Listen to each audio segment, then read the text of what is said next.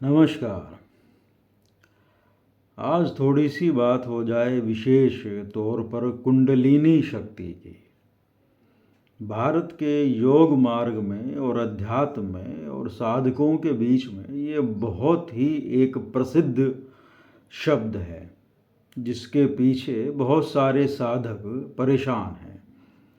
बहुत सारा साहित्य इसके ऊपर उपलब्ध है भारत के अंदर, और बहुत सारे गुरु लोग भी हैं जो इसको बताते हैं, इसके ऊपर अपनी साधनाएं भी करवाते हैं। और बहुत सारे हमारे जैसे लोग भी हैं जिनको इस पर कोई विश्वास नहीं है कि भाई कोई ऐसी चीज़ होती भी है या नहीं होती है। लेकिन भारत के अध्यात्म का एक बहुत बड़ा साहित्य का हिस्सा है जो कि कुंडलिनी शक्ति के ऊपर आधारित है, और लोगों को इसमें संदेह भी है, कुछ मानते भी हैं, कुछ दावा भी करते हैं।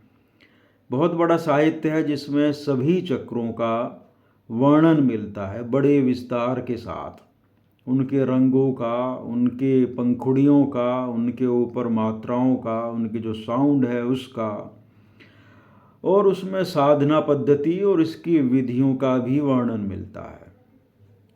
तो ये सब उपलब्ध है हमारे भारत के वाङ्मय में। सवाल यही आता है, क्या वास्तव में इस नाम की कोई शक्ति का अस्तित्व है भी, या केवल ये एक मजाक बनाने का या मूर्ख बनाने का एक तरीका है। तो जो साधक हैं गंभीर, जो योग मार्ग के साधक हैं या तंत्र मार्ग के साधक हैं, उनमें ये बहुत अधिक प्रसिद्ध है। और उन साधकों का काफ़ी लंबा समय इस कुंडलिनी शक्ति को जगाने में इस्तेमाल होता है। वे विभिन्न तरह की साधनाओं का इस्तेमाल करते हैं, ध्यान पद्धतियों का इस्तेमाल करते हैं इसको जगाने के लिए, इसको ऊपर चढ़ाने के लिए, और इसको अपने सहस्रार, अपने सिर के उच्चतम स्तर तक पहुंचा करके वहाँ पर स्थिर करने के लिए, मिलाने के लिए। तो कुल मिलाकर के ये चीज़ है क्या? स्थूल देह में, ये हमारी भौतिक देह है, तो इसकी जितनी चीर फाड़ हुई है, डॉक्टरों को तो ऐसा कुछ मिला नहीं है, नहीं तो वे रिपोर्ट कर दिया करते कि भाई ऐसा उपलब्ध है। एक्सरे में भी कुछ दिखाई नहीं देता है, अल्ट्रासाउंड में भी कुछ नहीं आता है। तो सवाल ये पैदा होता है हम जैसे लोगों को कि भाई ये वास्तव में कोई ये अस्तित्व रखती है या नहीं रखती है, इसके मायने हैं क्या, और क्यों इसके पीछे लोग परेशान हैं इतने, क्यों भाग रहे हैं, और इसके पीछे भागने से मिलता क्या है? क्या कुछ अद्भुत विशेष प्रकार की शक्तियों का उद्भव होता है? अब फिल्में बहुत देखी हैं लोगों ने, तो उनमें लोगों को विशेष शक्तियों की बड़ी चाह होती है और वो उस तरह का बनना चाहते हैं। पिछले कुछ समय से तो कुछ ज़्यादा ही चाह लोगों के अंदर पैदा हो रही है, क्योंकि बहुत तरह की फिल्में आती हैं साइंस फिक्शंस के अंतर्गत। लोग देखते हैं और चाहते हैं कि उनके अंदर भी इस तरह की अद्भुत शक्तियों का प्राकट्य हो जाए।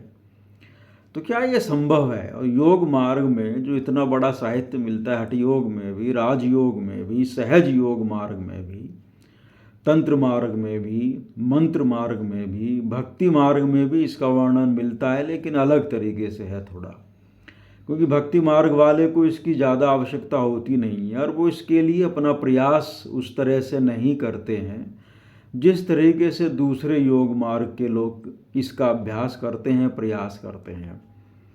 भक्ति में जो आपका आराध्य देव है उसके ऊपर ही सब कुछ निश्चित होता है, तो वो चाहे तो आपके अंदर की शक्ति को उठा सकता है, आपको अनुभूत करा सकता है, नहीं चाहे तो उसकी आवश्यकता नहीं होती है। ज्ञान मार्ग के अंतर्गत जिसके बहुत बड़े स्तंभ रहे हैं श्री रमण महर्षि, अन्य लोग भी रहे हैं, उसके अंतर्गत इसकी कोई खास आवश्यकता होती नहीं है। और जो ज्ञान मार्ग के साधक होते हैं वे इसके ऊपर कोई खास ध्यान नहीं देते हैं। जैसे वेदांत हैं, तो वेदांत के मार्ग के जो साधक होते हैं वो ज्ञान मार्गी ही कहे जाते हैं, लेकिन कुछ लोग उनको अलग अलग भी कर लेते हैं, तो उनको इसकी आवश्यकता होती नहीं है, ये माना जाता है। तो केवल हठ योग मार्ग में, तंत्र मार्ग में, राजयोग मार्ग में ही इसका विशेष महत्व होता है। अब सवाल ये उठता है कि भाई किसी की कुंडलिनी शक्ति जागृत है या नहीं जागृत है, इसका मालूम कैसे चलेगा? यह अस्तित्व रखती है या नहीं रखती है, इसका कैसे मालूम चलेगा? और अगर अस्तित्व रखती भी है तो इसका क्या लाभ है? अगर आपके अंदर कुछ अद्भुत शक्ति आ गई तो आप कर क्या लोगे? आप ऐसा तो है नहीं कि सुपरमैन बन जाओगे और लोगों और चोरों को और जो डकैतों को और अपराधियों के ऊपर हावी होना शुरू करोगे, उनको पकड़ना शुरू करोगे और आपके शरीर में अद्भुत शक्ति हो जाएगी, आपकी शारीरिक क्षमता बहुत अधिक विकसित हो जाएगी। क्या ऐसा है? क्या इस तरह की फैंटेसी है? तो शायद ऐसा तो नहीं है। तो अब है क्या? तो माना ये जाता है कि हमारे देह को चलाने के लिए प्राण आवश्यक है। तो हमारे देह की जो विटैल फोर्स है, जीवनी शक्ति है, वो इसी से मिलती है, या जीवनी शक्ति को ही एक तरीके से कुंडलिनी शक्ति का एक रूप बोला जा सकता है। वो है भी, जो लोग मानते हैं उनके लिए। और इसको उठाने के लिए या इसको जागृत करने के लिए, अब जागृत करने से क्या आशय होता है कि भाई सोई हुई पड़ी है तो शरीर चल कैसे रहा है? अगर वो प्राण शक्ति ही है या उससे संबंधित है तो हमारी प्राण शक्ति चल रही है, तभी तो हम जीवित हैं। अब प्राण शक्ति कह तो देते हैं, क्या किसी को प्राण शक्ति का अनुभव हो रहा है? हमें अपने शरीर का अनुभव होता है, स्थूल शरीर का। हमारा स्थूल शरीर हमारी इच्छा से काम करता है और बहुत सारा यह काम करता है अपनी इच्छा से। अगर हम कुछ खाते हैं पीते हैं तो पाचन अपने आप होता है, हृदय की धड़कन अपने आप चलती है, मस्तिष्क में, ब्रेन में जो न्यूरॉन्स होते हैं वे अपने आप काम कर रहे होते हैं, हमारी जितनी सेंसेस हैं वे अपने आप काम कर रही होती हैं। हमें स्वेच्छा से कुछ करवाना नहीं पड़ता है, वे ऑटोमेटिक सिस्टम के अंतर्गत चलती रहती हैं। तो ये जो ऑटोमेटिक सिस्टम के अंतर्गत चल रहा है और जो स्वैच्छिक सिस्टम के अंतर्गत भी चल रहा है, तो इसको चलने के लिए जो पावर चाहिए, जो शक्ति चाहिए, जो शक्ति कंज्यूम करता है, जो हमें खाने से मिलती है, हम ये मानते हैं, या श्वास को लेने से मिलती है, तो वो जो ऊर्जा हमें मिलती है ऑक्सीजन के माध्यम से, खाने के माध्यम से, वो शक्ति के रूप में परिवर्तित होती है। तो क्या केवल वही शक्ति है हमारे पास और कोई शक्ति नहीं है? तो भारतीय योग में माना जाता है कि जो खाने से और श्वास से मिलती है वो तो है ही, लेकिन इसके अलावा एक बहुत बड़ी शक्ति है, इसको प्राण कहते हैं। वो प्राण पूरे शरीर में विद्यमान है और उसके अपने अपने फंक्शंस होते हैं। तो प्राणों की संख्या भी है, तो उनके ऊपर तो कोई फ़ायदा है नहीं का बात करने का, क्योंकि संख्या का लोगों के अंदर मतभेद भी है बहुत ज़्यादा। ना भी हो तो एक निश्चित संख्या मानी जाती है, उनके नाम है अलग अलग और फंक्शंस के नाम है। तो क्या इसी से संबंधित होती है? और क्या वो वास्तव में सोई हुई होती है? क्या उसका अस्तित्व है भी या नहीं है? तो समस्या क्या है कि ये अनुभूत नहीं होती है किसी भी साधक को, और वो प्रारंभ में बहुत कोशिशें करता है, अभ्यास करता है, मेडिटेशन की तकनीकें सीखता है और लगता है उसको कि वो इसको जगा लेगा, और कुछ कठोर अभ्यास भी होते हैं इसमें शरीर पर काफ़ी प्रभाव भी पड़ता है, दबाव पड़ता है, तनाव पड़ता है, और उसके बाद उसको कुछ अनुभव होते हैं और उन अनुभवों को ये माना जाता है कि ये संकेत होते हैं कि वे आपकी कुंडलिनी शक्ति आपके शरीर में विद्यमान है और वो उठ रही है। अब संकेत क्या होते हैं कि वह आपके शरीर में जब वे कुछ विशिष्ट अभ्यास किए जाते हैं तो शरीर में गर्माहट उत्पन्न होती है। भाई वो तो दौड़ने से भी होती है, वो कोई भी एक्सरसाइज करोगे उससे उत्पन्न हो जाएगी। तो इससे क्या आशय हो गया भाई? इससे आशय ये हो गया कि आपका खून का दौरा बढ़ गया है, वो तेज़ी से काम कर रहा है, ऊर्जा का इस्तेमाल हो रहा है, तो गर्माहट तो बढ़ेगी बढ़ेगी। कुछ लोगों को चींटियाँ से चलने की, रीढ़ की हड्डी में या फिर पेट के निचले हिस्से में इस तरह के अभ्यास होते हैं, अनुभव होते हैं, तो वो तो अगर खून का दौरा सही ना हो तब भी हो सकते हैं। तो सवाल ये उठता है कि इसका पता कैसे चलेगा और दूसरे को कैसे साबित किया जाएगा? तो इसको दूसरे को साबित करने का कोई भी साधन नहीं है। किसी व्यक्ति की अगर जागृत है और उसकी अगर वास्तव में जागृत है तो वो किसी को बताएगा भी नहीं, माना यही जाता है। और जो बता रहा है तो उसकी है नहीं, क्योंकि अगर किसी की हो गई जागृत और इसको देवीय स्वरूप माना जाता है, साक्षात माता आदि शक्ति का स्वरूप होती है या वो ही होती है, तो वो किसी दूसरे को क्यों बताएगा। अगर किसी व्यक्ति को इसके द्वारा शक्तियाँ मिलती हैं तो वो किसी दूसरे को दिखाएगा नहीं। ये दिखाने का जो सिस्टम चला है तो बहुत बाद का है। जिन साधकों के पास सचमुच में कुछ होता है तो वे किसी को दिखाते भी नहीं हैं, वे चुपचाप समाज में रहते हैं या समाज से दूर रहते हैं। अगर उनको कुछ ये सबूत मिल गया, उनको कुछ उठ गया शक्ति उनके अंदर, तो वो उसका इस्तेमाल अपने उत्थान के लिए करते हैं, नहीं कि समाज में कर्तव्य दिखाने के लिए। तो जो कर्तव्यबाजी होती है समाज में, जो जितना बड़ा कर्तव्यबाज होता है उसका उतना ही बड़ा सिंहासन होता है, उतना ही बड़ा आश्रम हो सकता है। तो मान लेना चाहिए कि इसके पास कुछ है नहीं, क्योंकि वो कर्तव्यबाजी के लिए नहीं होती है। अब मूल सवाल पर लौटते हैं कि भाई ये है या नहीं है, सवाल यही है। तो इसका उत्तर है कि ये है भी और नहीं भी है। अब ये क्या उत्तर हुआ? उत्तर ये इसलिए हुआ कि जिसने अभ्यास किया, किसी शिक्षक के द्वारा उसको कुछ अभ्यासों की जानकारी हो गई और उसने सघन अभ्यास किया, उसे अपने शरीर में कुछ ऊर्जा संबंधी अद्भुत अनुभव हुए, तो उसके लिए वो अस्तित्व रखती है। किसी ने अभ्यास किया और उसको कोई अनुभव नहीं हुआ, उसके लिए वह अस्तित्व नहीं रखती है। और जो हमारे जैसे विचारशील लोग हैं, जिनको इसका अनुभव अगर नहीं है, तो हमारे लिए इसका कोई अस्तित्व नहीं होता है। किसी भी वस्तु का अस्तित्व तभी होता है जब वह आपके अनुभव में आ जाए। अगर वह आपके अनुभव में नहीं आ रही है तो उसका अस्तित्व आपके लिए नहीं है। अगर वो किसी दूसरे के अनुभव में है, उसके लिए उसका अस्तित्व हो सकता है, लेकिन हमारे लिए नहीं हो सकता है। इसी तरह से जब किसी गुरु के निर्देशन में कोई व्यक्ति किसी विशेष प्रकार के प्राण संबंधी अभ्यासों को करता है तो उसको कुछ अनुभव होते हैं, जिसमें से 90% अनुभव तो शारीरिक ही होते हैं प्राण संबंधी, लेकिन 10% अनुभव ऐसे होते हैं जो कुंडलिनी संबंधी हो सकते हैं, जो प्योर ऊर्जा के अनुभव होते हैं। उनका वर्णन शास्त्रों में आता है, लेकिन अगर किसी को किताब के वर्णन से जो अनुभव हैं, अगर ऐसे ही अनुभव हो रहे हैं तो ये समझ ले कि उसको अनुभव नहीं हो रहे हैं। वो केवल उसके सबकॉन्शियस माइंड ने वो अनुभव उसको दे दिए हैं। जो अनुभव ऊर्जा का होगा वो नितांत नया अनुभव होगा उस व्यक्ति के लिए, और उसको पता भी नहीं चलेगा ये है क्या। वो बहुत आश्चर्यचकित होगा और वो पूछेगा अपने साधकों से, अपने गुरु से, अपने मित्रों से, अगर उनके सर्किल में है, कि भाई ये मेरे साथ शरीर में मुझे ऐसा ऐसा हुआ, ये है क्या। क्योंकि जो शास्त्रीय अनुभव हैं अगर वे ही सबको होते हैं तो इसका मतलब है वो प्रक्षेपण के अलावा कुछ नहीं है। तो अगर किसी को अनुभव होता है तो और असली होता है तो उसमें बहुत यूनिक होगा, क्योंकि हर शरीर यूनिक है, हर मन यूनिक है अपने आप में, तो अनुभव भी उसका अलग ही होगा। हाँ, माध्यम एक हो सकते हैं, अर्थात किसी गुरु ने 10 शिष्यों को दीक्षा दी, 10 अभ्यास कर रहे हैं, हो सकता है वे एक ही अभ्यास कर रहे हैं, वो एक तरह का ही। अनुभव सबको अलग अलग होंगे। 2 अनुभव समान बहुत मुश्किल से होते हैं, हो भी सकते हैं लेकिन बहुत मुश्किल से होते हैं। तो इसको साबित करने का कोई तरीका दुनिया में नहीं है कि कुंडलिनी शक्ति होती है या नहीं होती है।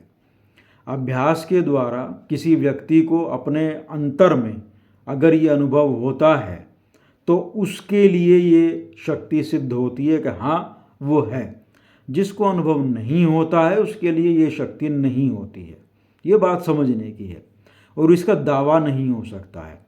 मान लीजिए मुझे अनुभव हो गया तो मैं इसका दावा दूसरे के लिए कर नहीं सकता हूँ, क्योंकि मेरे पास कोई उपाय नहीं है दूसरे को ये साबित करने का। मैं दूसरे को एक अभ्यास दे सकता हूँ कि भाई ये अभ्यास है, इसको करके देखिए, मुझे इस अभ्यास से कुछ अनुभव हुए, हो सकता है आपको भी अनुभव हो जाए। तो अगर उसको अनुभव हो जाते हैं तो उसके लिए सही है, नहीं होते हैं तो उसके लिए इसका कोई अस्तित्व नहीं है।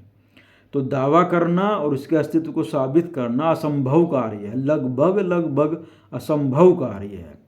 जो भी गुरु लोग बैठे हैं जो इसका दावा करते हैं, इसके कोर्स को बेचते हैं, आपको विधियां भी देते हैं, आप उनका अभ्यास करते हैं, उनके पास जाते हैं, सवाल करते हैं, सब सही है, सब लोगों के अपने व्यवसाय हैं, अपने काम हैं। लेकिन एक बात समझ लेने की है कि जिसको इसका वास्तविक अनुभव है, अगर उसको अनुभव वास्तविक है तो वो बताएगा नहीं आपको, और न ही आपको ये कहेगा कि मुझे अनुभव है, और न ही वो शक्ति का प्रदर्शन करेगा, न ही वो कर सकता है, न ही ये करने के लिए है। ये अत्यंत गोपनीय है उसके लिए। ये ऐसे ही है जैसे किसी के पास अरबों रुपए का हीरा रखा हो, तो वो आपको बताएगा नहीं कि उसके पास रखा है या उसके पास है। ये इतनी गोपनीय होती है। लेकिन क्या करें, वर्तमान में इस यूट्यूब पर भी, किताबों में भी लोगों की भरमार हैं जो इसके दावे करते हैं और इसका अनुभव करवाने के दावे भी करते हैं। अब एक ऐसी आश्चर्यजनक बात है कि आप इसका अनुभव करवाना का दावा भी करते हैं, जो लगभग असंभव है। मैं ये नहीं कह रहा कि पूर्णतः असंभव है, संभव तो है, लेकिन लगभग असंभव होता है। बहुत ही उच्च कोटि का व्यक्ति, जिसकी साधना उच्च कोटि के स्तर पर है, वो किसी दूसरे व्यक्ति को अपनी शक्ति का उसके शरीर में अनुभव करवाने की क्षमता रखता है। लेकिन ऐसे व्यक्ति समाज में नहीं होते हैं। ऐसे व्यक्ति समाज से अलग होते हैं, और समाज में होंगे तो शांत होंगे, और वह आपको अनुभव करवाएंगे नहीं कि इसमें शक्ति का बहुत ह्रास होता है। तो दूसरा बिना मतलब अपनी शक्ति का ह्रास क्यों करेगा, आपको केवल दिखाने के लिए। और जो असली लोग हैं उनको अगर आप करोड़ों रुपए भी दोगे तो भी नहीं करवाएंगे। तो जो पैसे ले रहे हैं और उसमें अनुभव करवा रहे हैं, तो आपके सबकॉन्शियस माइंड के साथ खेलते हैं। वे कुछ अनुभव नहीं देते हैं, आपका सबकॉन्शियस माइंड अनुभव ले लेता है अपने आप। वे जानते हैं कि व्यक्ति क्या चाहता है, तो वे परिस्थितियाँ उत्पन्न कर देते हैं उसी टाइप की, और आपको अनुभव होने लगता है। मन का खेल होता है सारा का सारा। तो मन के खेल से बाहर आकर के ही इसका अनुभव हो सकता है। तो उसके लिए आवश्यक ये होता है कि किसी अच्छे गुरु या प्रशिक्षक को ढूंढना है, और उससे कोई एक सेफ मेथड सीखना होता है, और अपने आप उसका अभ्यास करना होता है। क्योंकि इसकी प्रामाणिकता व्यक्ति खुद ही सिद्ध कर सकता है, वो भी सिर्फ अपने लिए, दूसरे के लिए नहीं। तो इसमें ईमानदारी बहुत ज़रूरी होती है, अपने साथ भी ईमानदारी करनी पड़ती है, तब जा कर के ये चीज़ें अनुभव में आ सकती हैं। देखिए, यूनिवर्स में कुछ भी असंभव नहीं है। जब संरचना होना संभव है, सृष्टि संभव है, तो शक्तियों का होना भी संभव हो सकता है। अपने मन को तो खोल कर रखना पड़ता है, किसी चीज़ को नकारने से कुछ होता नहीं है। बात होती है अनुसंधान की, चाहने की, खोजबीन करने की। तो खोजबीन करना जरूरी होता है। खोज से ये साबित हो जाता है कि भाई अगर है तो हमें साबित हो जाएगा है, और नहीं है तो हमें साबित हो जाएगा नहीं है, तो हमारी खोज पूर्ण हो जाएगी। ये कोई ज़रूरी नहीं है कि भाई अगर 10 आदमी खोज में निकले तो उनमें से हो सकता है कि उनमें से 9 आदमी की खोज इस पर ख़त्म हो के नहीं है और एक की इस पर हो कि हाँ है। तो कुछ भी संभव है। तो वे 9 भी सही है अपने आप में, और वो एक भी सही है अपने आप में। ये व्यक्ति व्यक्ति के ऊपर निर्भर करता है। तो नकारना तो इसमें होता ही नहीं है, क्योंकि जब एटॉमिक एनर्जी हो सकती है, सूर्य की ऊर्जा हो सकती है, हम पानी में से बिजली का निर्माण कर सकते हैं यंत्रों के द्वारा। हमने ऊर्जा को खोज लिया है विभिन्न विभिन्न माध्यमों से, इस नेचर में से। तो शरीर में भी हो सकती है, तो इससे तो संभावना से इनकार नहीं हो सकता है।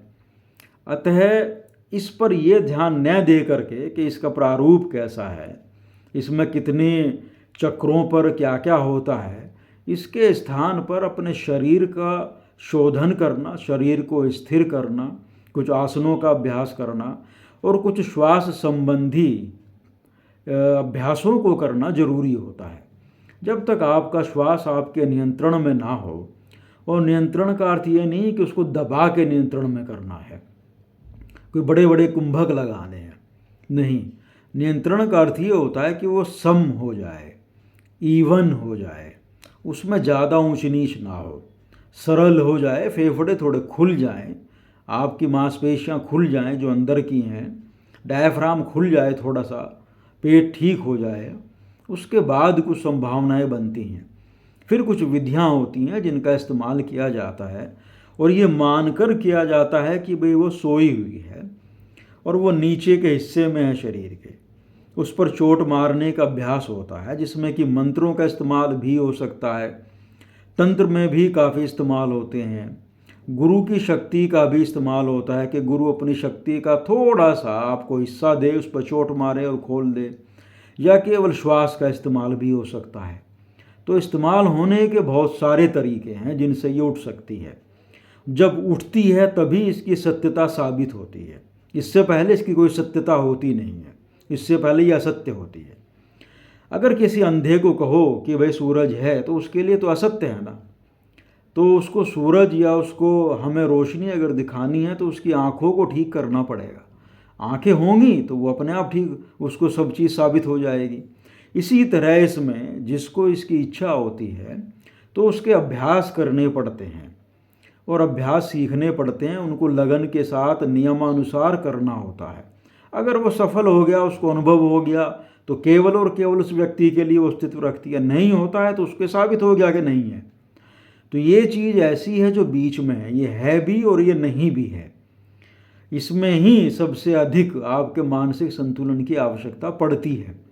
आपको न तो नकार में रहना होता है, न सकार में रहना होता है, आपको न्यूट्रल रहना होता है। आप देखते हैं प्रयोग है, देखते हैं प्रयोग करके सफल होता है प्रयोग तो बहुत अच्छी बात है, सफल नहीं होता है उससे भी अच्छी बात है, हमें साबित हो गया नहीं है, फिर हम अपना ध्यान कहीं और लगाएंगे। जिस तरह आत्मा को साबित करना संभव नहीं होता है, इसी तरह के से ये भी है। जिस तरह ईश्वर को साबित करना संभव नहीं होता है, इसी तरह से ये भी है। तो कुछ ऐसे क्षेत्र हैं यूनिवर्स में जो व्यक्तिगत रूप से ही साबित हो सकते हैं। अब कोई व्यक्ति अगर देवी देवताओं के अस्तित्व को मानता है तो उसके लिए वो अस्तित्व रखते हैं, जो नहीं मानता उसके लिए नहीं रखते हैं। इतनी ओपननेस होनी चाहिए, खास तौर से आध्यात्मिक साधक को। अगर उसके अंदर ये इतनी ओपननेस नहीं है तो आध्यात्म में साधना करने का उसको कोई लाभ नहीं होगा।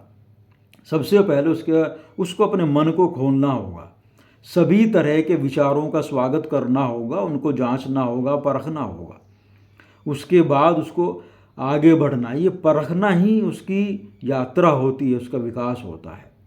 तो कुंडलिनी के संदर्भ में ये समझ लेना चाहिए, ये है भी और ये नहीं भी है। अभ्यासकर्ता के लिए ये हो सकती है और अभ्यासकर्ता के लिए ये नहीं भी हो सकती है। जो सामान्य व्यक्ति है, जिसको केवल पढ़ने लिखने का शौक़ है, तो उसके लिए तो ये केवल एक साहित्य का हिस्सा है। इसका होना और या न होना उसके लिए कोई मायने नहीं रखता है। जो गंभीर जिज्ञासु हैं, जो अभ्यास करने के लिए उत्सुक हैं, उनके लिए कुछ संभावनाएं बनती हैं। जैसे ईश्वर एक संभावना होता है, सच्चाई नहीं होता है, इसी तरह ये भी होती है।